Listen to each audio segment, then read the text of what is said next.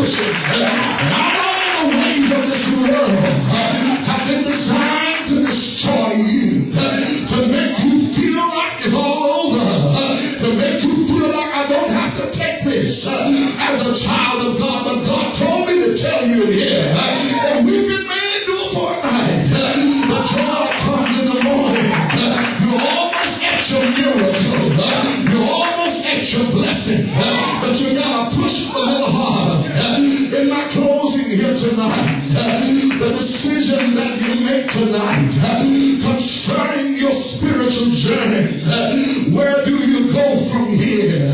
Am I going to sit back and let the devil destroy me tonight, or am I going to go after God as never before? So the writer says, and he said, weeping may endure for a night. And that nighttime sometimes can take 6 months to a year. It's not talking about the natural nighttime, but it's talking about nighttime in your life. Now let me tell you something. It can be nighttime in your life. At 12 o'clock noon in the daytime, the devil can bring nighttime in your life. But what you have to realize, I can't let the night season stop me from being what God would have me to be. I can't let the night season stop me from going where God would have me to be. Because I want you to know in here, you're going to go through some things. Job said, man that's born of a woman is of a few days and full of trouble. Paul said, with trouble on every side, you're going to have some problem in your life. Paul also said, he let us know that the trouble that you're going through is only temporary.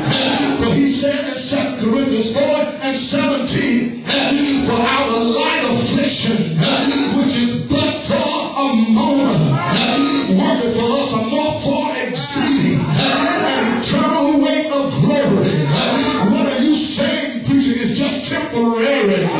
The tears you're going through right now, God told me to tell you in here, you're worried about what you're going through right now, but I got something better for you, just right around the corner.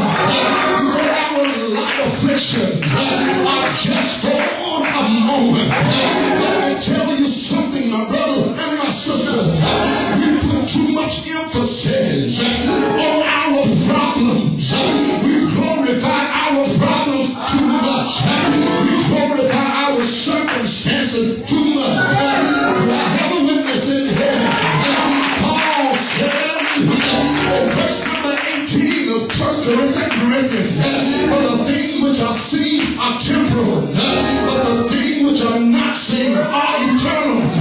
You want to look at somebody and tell them, I got something better coming. I have a witness in here, because what I'm going through right now is just a temporary situation for a permanent blessing. I have a witness in here.